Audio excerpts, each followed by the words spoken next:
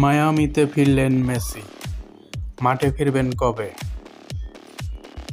স্পেনের বিপক্ষে বিশ্বকাপের ফাইনালে হারের হতাশা কাটাতে পরিবারের সঙ্গে নিঃস্ব রোজারিওতে কয়েকদিন বিশ্রামে কাটান লিওনেল মেসি।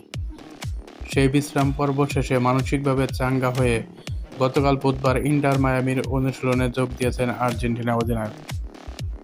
অনুশীলন মাঠে খেলোয়াড়দের প্রবেশের কয়েকটি ছবি পোস্ট করে ইন্টার মায়ামি তাদের অফিসিয়াল ইনস্টাগ্রামে লিখেছে, আজ আগমনটা যেন একটু অন্যরকম।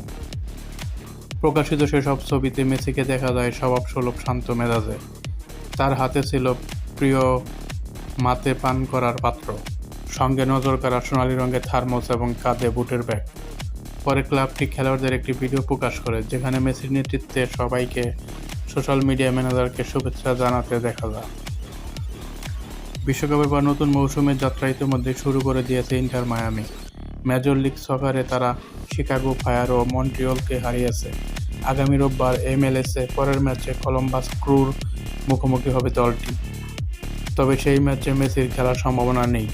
ধারণা করা হচ্ছে NEU স্টেডিয়ামের কোনো একটি বক্স থেকে ম্যাচটি দেখবেন মেসি। মাঠে মেসির ফেরার দিনক্ষণ এখনও নিশ্চিত নয়। সবকিছু ঠিক থাকলে আগামী বৃহস্পতিবার লিগস কাপের ম্যাচে আতলেতিকো সান লুইসের বিপক্ষে তাকে আবারও মাঠে দেখা যেতে পারে। এই প্রতিযোগিতার সঙ্গে মেসির বিশেষ স্মৃতি জড়িয়ে আছে। উত্তর আমেরিকায় যোগ দেওয়ার পর ইন্টার মায়ামির হয়ে প্রথম শিরোপা জিতেছিলেন তিনি এই লিগস কাপেই।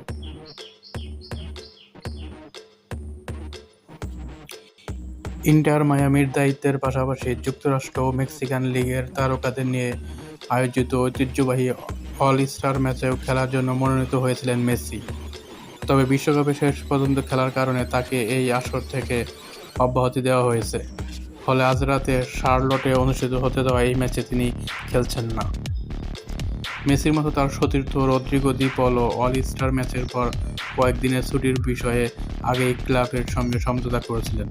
তাই এই ম্যাচে না খেললেও তাদের বিরুদ্ধে কোনো শাস্তিমূলক ব্যবস্থা নেওয়া হবে না। গত বছরের পরিস্থিতি ছিল ভিন্ন।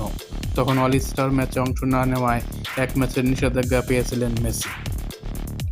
এই ছিল সর্বশেষ খেলার সংবাদ। সামনে আরও নতুন খবর পেতে অবশ্যই চ্যানেলটিকে সাবস্ক্রাইব করে রাখবেন।